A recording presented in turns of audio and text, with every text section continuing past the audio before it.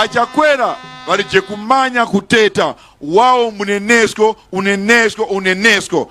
Kuno kumzimba chiwerengero cha anyamata amene amapita ku John nchachikulu chimodzimodzinso kumangochi.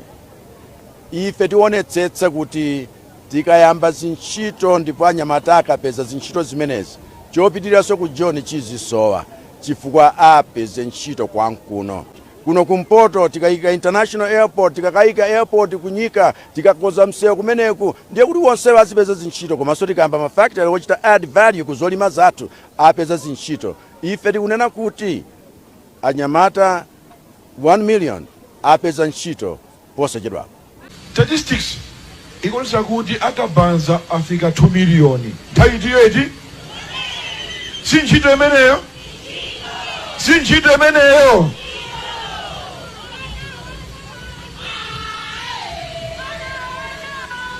Ndikupereka ma example oti mungamvesa sanga eti. Tikufana komedi.